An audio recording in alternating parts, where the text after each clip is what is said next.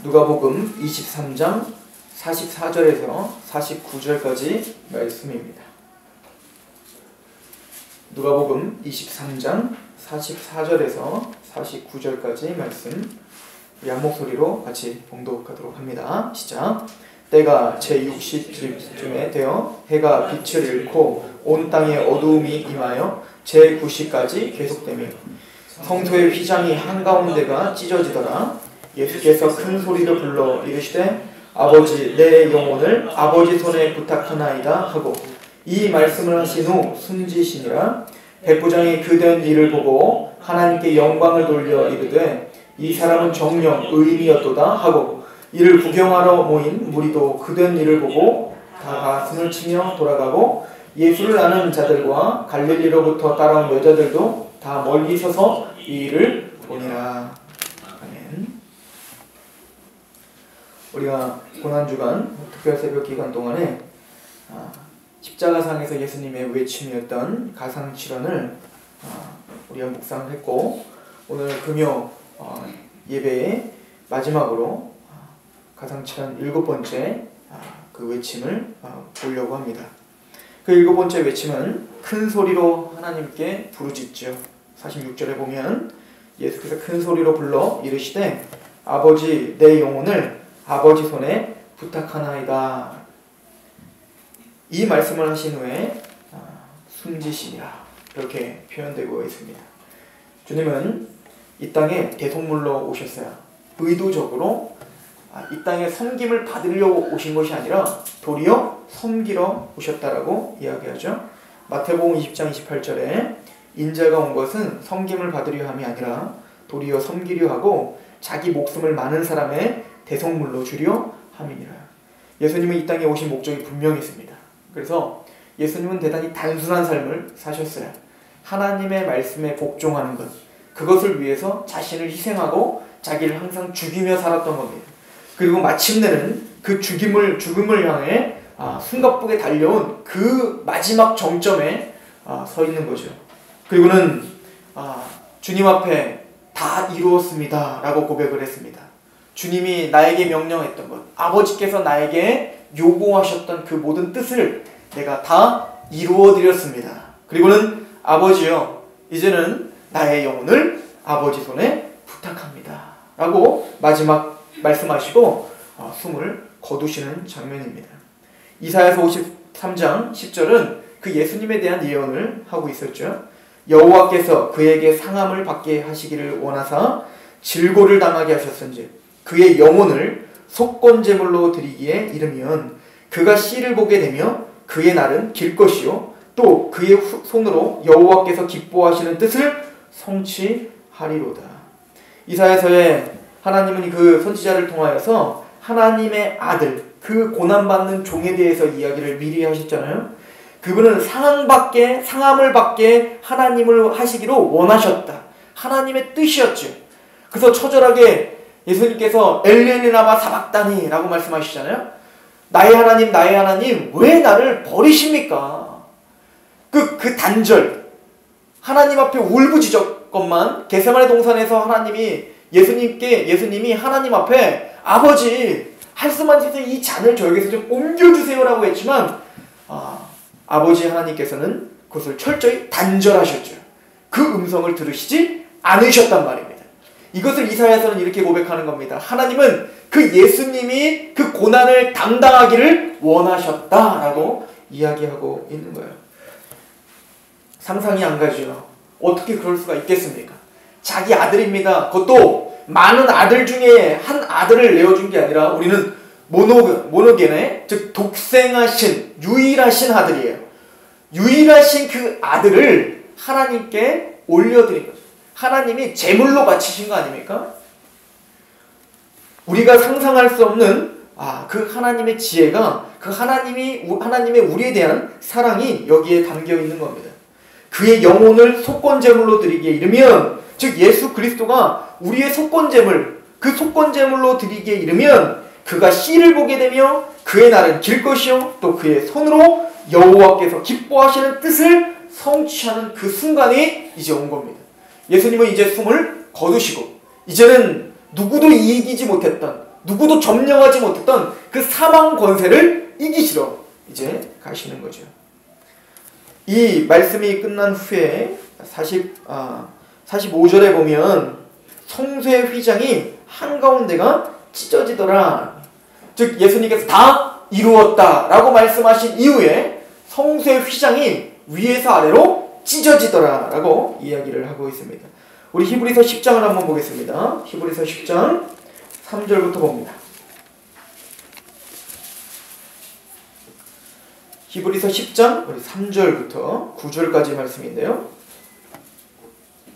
3절부터 제가 읽겠습니다. 그러나 이 제사들에는 해마다 죄를 기억하게 하는 것이 있나니 이는 황소와 염소의 피가 능히 죄를 없이 하지 못함이라. 그러므로 구약시대에 이스라엘 백성들이 드렸던 그 제사는 그 제사 자체에 죄를 씻을 수 있는 힘이 있다 없다? 없다는 거예요. 그러니까 제사를 아무리 형식적으로 드려도 사실은 죄 씻음을 받을 수 없는 거예요. 대신 그 제사는 무엇을 기억나게 하는 거냐면 죄를 기억하게 하는 거예요. 아, 내가 이런 죄인이구나. 예수 그 어린 양이 죽어가고 순염소가 죽어가는 걸 보면서 내가 이렇게 처절하게 죽어야 될 죄인이구나를 기억하게 하는 게 제사였단 말입니다. 그럼 그 제사를 통해서 진짜 하나님이 궁극적으로 원하셨던 게 뭐예요? 이 죄를 하나님이 용서해 주시지 않는다면, 이렇게 내 죄가 양에게 전가되고 염소에게 그 소에게 전가되는 것처럼 내 죄가 누군가에게 전가되지 않는다면 나는 여전히 죄 가운데 있을 수밖에 없구나를 믿음으로 반응해야 된다는 거죠. 대속죄일날 대제사장이 제사를 드릴 때에는 양의 피를 가져다가 염소 2마리를 잡죠. 그래서 한 마리는 그 피를 죽여서 그 피를 지성소까지 가서 쏟습니다. 즉 속죄를 말하는 거예요. 그리고는 한 염소는 어떻게 됩니까? 광야로 보냅니다. 이걸 아사셀 염소라고 하죠. 그것은 무엇입니까? 이제는 가서 광야로 보내서 다시는 돌아오지 못하는 겁니다. 즉 그 죄를 다시는 기억지 않는다라고 하는 상징성을 보여주고 있는 겁니다. 마찬가지로 예수 그리스도의 이 십자가 사건, 그 예수님의 십자가 사건은 우리의 모든 죄를 사할 수 있는 능력인 거예요. 그래서 구약시대 모든 사람들도 제사를 드리면서 누구를 바라봐야 되는 거예요? 그 어린 양 대신 메시아를 바라봐야 되는 거죠. 그래서 이사야는 그 얘기를 하는 겁니다. 너희가 말하는 그 메시아는 단순히 왕으로 오실 뿐이 아니라 고난의 종이다 라고 예언한 거죠. 히브리서 10장 우리 5절입니다. 그러므로 주께서 세상에 임하실 때에 이르시되 하나님이 제사와 예물을 원하지 아니하시고 오직 나를 위하여 한 몸을 예비하셨도다. 번제와 속죄제는 기뻐하지 아니하시나니 이에 내가 말하기를 하나님이여 보시옵소서 두루마리 책에 나를 가리켜 기록된 것과 같이 하나님의 뜻을 행하러 왔나이다 하셨느니라. 다윗의 시편 고백인데, 즉 이것이 누구에 대한 예언이라는 거예요? 예수 그리스도에 대한 예언이라는 거예요. 이제 양의 피와 소의 피와 그 짐승의 피는 죄를 없이 하지 못하는 거예요. 그 제사를 드리면 내가 죄인이구나 라를 깨닫고 그것이 깨달아져 내가 어찌해야 됩니까? 라고 깨달음이 있을 때 그때 바로 내가 왔나이다. 두루마리 책에, 즉 구약에 예언된 내가 왔나이다 라고 이야기를 하죠. 8절입니다. 위에 말씀하시기를 주께서는 제사와 예물과 번제와 속죄제는 원하지도 아니하고 기뻐하지도 아니하신다 하셨고 이는 다 율법을 따라 드리는 것이라. 9절 같이 읽습니다. 시작. 그 후에 말씀하시기를 보시옵소서 내가 하나님의 뜻을 행하러 왔나이다 하셨으니 그 첫째 것을 패하심은 둘째 것을 세우려 하시니라. 예수 그리스도께서 그 몸이 찢어지심으로 그리고 숨을 거두심으로 다 이루었습니다 라고 하는 그 고백과 함께 성소의 휘장은 위부터 아래까지 찢어져 버렸어요. 이제는 대제사장만 들어갈 수 있는 이제는 그 정결한 곳이 누구에게 열린 거예요? 예수 그리스도의 피로 우리에게 열린 거예요. 이제는 유대인이나 이방인이나 이제는 하나님의 나라는 이제는 뭡니까? 침투당합니다. 이제 예수 그리스도 앞에 믿음으로 우리가 쟁취할 수 있는 것이요. 이제는 그 은혜의 보좌 앞으로 담대하게 걸어 나갈 수 있는 특권이 예수님의 피 흘리심 때문에 있다는 겁니다. 에베소서 2장 14절은 이렇게 말합니다. 그는 우리의 화평이신지라 둘로 하나를 만드사 원수된 것 곧 중간에 막힌 담을 자기 육체로 허시고 법조문으로 된 계명의 율법을 폐하셨으니 이는 이 둘로 자기 안에서 한 세 사람을 지어 화평하게 하시고. 아멘. 예수님은 우리의 화평이십니다. 예수 그리스도의 그 피 흘리심으로 말미암아 우리는 하나님과 화목하게 되었습니다. 예수님을 핍박하고 조롱했던 그 군병, 바리새인과 서기관들, 그리고 제사장들, 그리고 그 수많은 군중들, 그리고 빌라도, 그 많은 사람들, 그 예수님의 고난에 참가했던 그 많은 동참했던 많은 사람들, 한 사람 한 사람들이 다 누구냐면 바로 나예요. 바로 여러분들인 거예요. 여러분들이 그곳에 있었다면 우리가 바리새인이요, 우리가 제사장이요, 우리가 빌라도요, 우리가 그렇게 비겁하게 예수님을 팔아먹은 베드로란 말입니다. 그런데 그 예수님은 그런 우리를 위해서 저들의 죄를 사하여 달라 하나님 앞에 마지막까지 고백한 주님이시라고 성경 우리에게 이야기해주고 있습니다. 이것이 성소의 휘장을 찢으신 능력이에요. 여러분들 가상 7원을 우리가 이렇게 맞췄는데 가상 7원을 다 아십니까? 7 외침 모르시면 주보를 보시면 나와 있어요. 구절이 우리 묵상표에 나오죠. 첫 번째는 누가복음 23장 34절의 말씀인데요. 이에 예수께서 이르시되 아버지 저들을 사하여 주옵소서 자기들이 하는 것을 알지 못함이니이다 하시더라. 이게 첫 번째 가상 7원의 첫 번째 말씀입니다. 자기를 핍박하고 희롱하고 자기에게 고난을 가하고 있는 그들의 죄를 사하여 주옵소서. 자기들의 죄를 알지 못하기 때문입니다라고 우리를 위해서 마지막 대제사장적 기도를 하고 계시는 주님을 보여주고 있습니다. 그리고 두 번째는 누가복음 23장 43절에 예수께서 이르시되 내가 진실로 내게 이르노니 오늘 내가 나와 함께 낙원에 있으리라. 누구에게 하신 말씀입니까? 강도에게 한 말씀이시죠. 그 강도와 이 두 사람은 모두가 다 예수님을 뭐 했습니까? 힐문하고 예수님을 희롱했다고 마태복음 기록해요. 모든 강도들이 예수님을 희롱하더라. 그런데 누가복음 23장 43절에는 한 강도는 예수님을 믿어서 낙원에 있게 되는 약속을 받잖아요. 그 능력이 어디 있는 겁니까? 원래 이 두 사람 다 예수님을 희롱하고 예수님을 핍박했던 자입니다.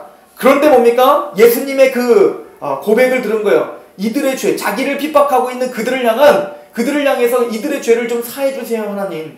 이들이 그들의 죄가 뭔지를 모릅니다 라고 하는 그 은혜의 말씀을 듣고 한 강도는 끝까지 강팍하게 희롱한 것이고 한 사람은 어떻게 한 겁니까?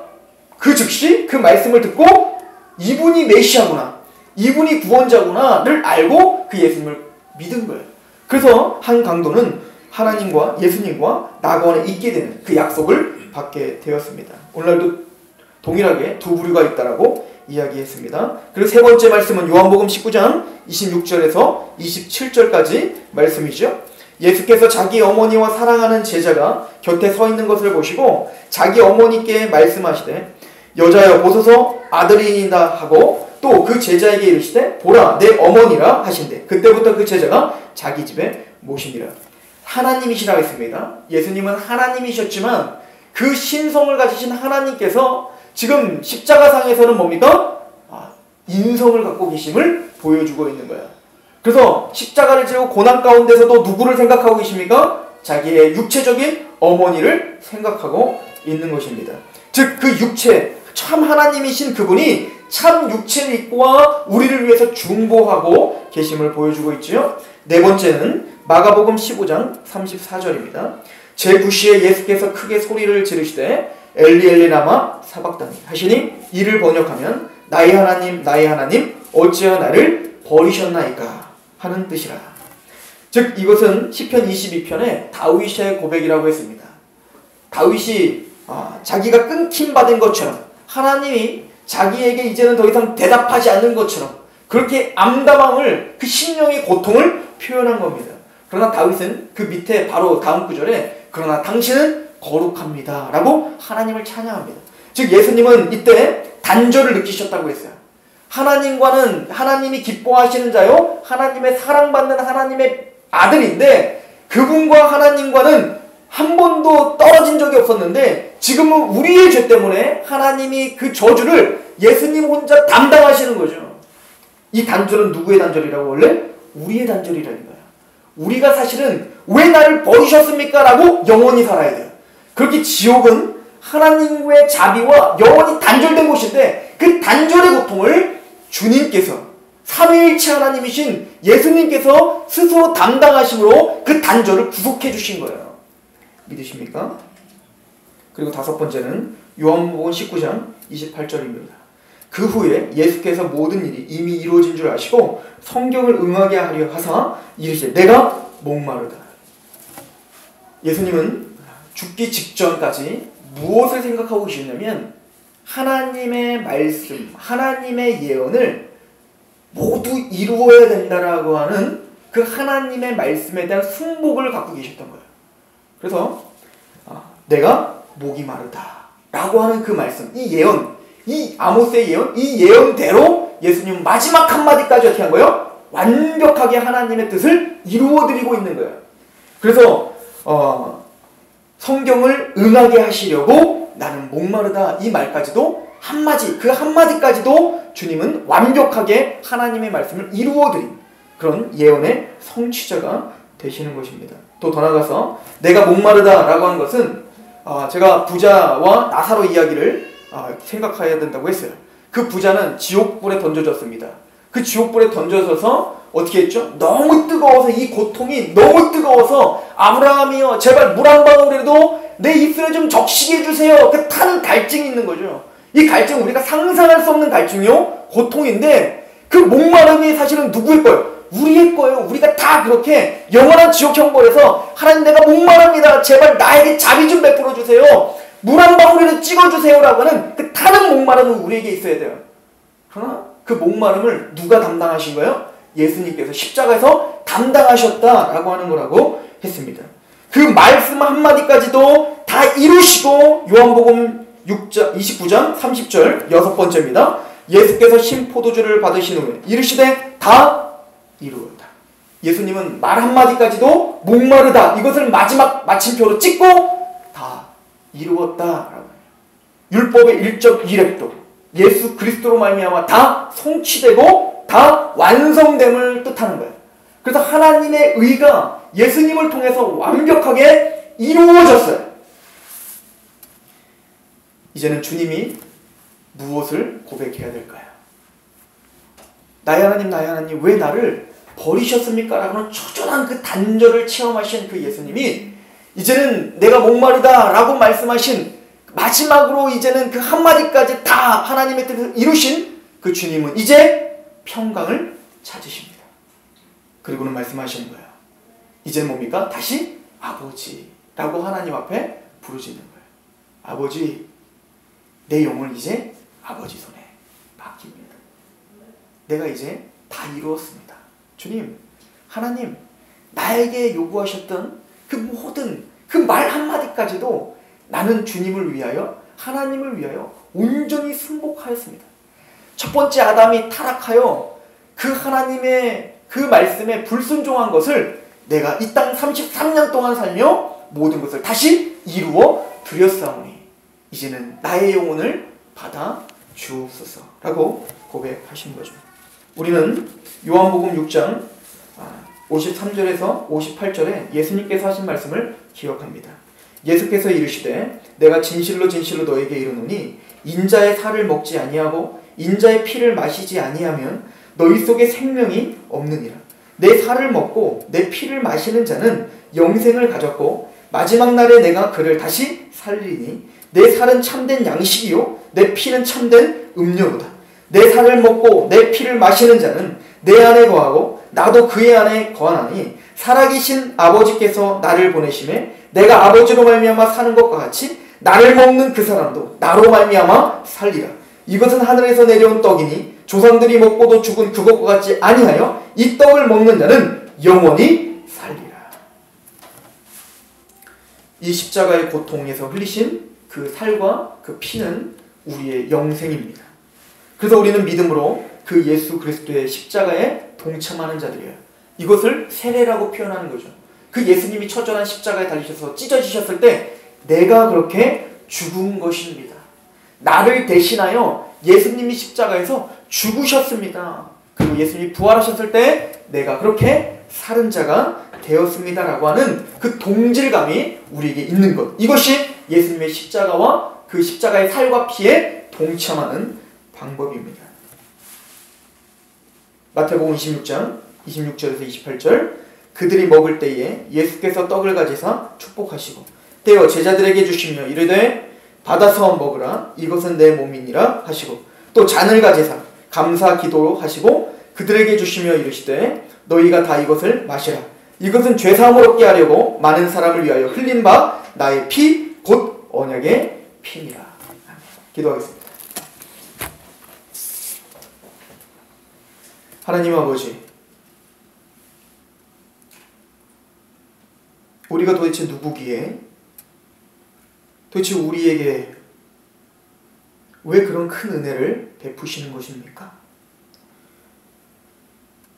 그 타는 듯한 영혼의 목마름과 왜 나를 버리셨습니까? 그 자비가 하나의 자비조차 없는 그 영원한 지옥 형벌, 하나님과의 단절된 그 지옥 형벌을 경험해야 될 우리에게 왜 예수 그리스도를 대속 제물로 바치시고 우리를 살려 주셨습니까? 이게 웬 은혜요? 이게 웬 사랑이십니까? 주여, 우리에게 그 고난과 그 예수 그리스도가 이루어놓으신 그 구원의 역사를 우리의 삶 속에서 경험하는 그런 놀라운 은혜를 허락하여 주옵소서. 그러므로 이제는 우리를 그리스도의 기뻐하시는 거룩한 산제물로 드려질 수 있도록 우리의 마음과 생각을 붙잡아 주옵소서. 이 귀한 시간 우리의 삶을 하나님께 위탁하오며 예수 그리스도의 이름으로 감사하며 기도하옵나이다. 아멘.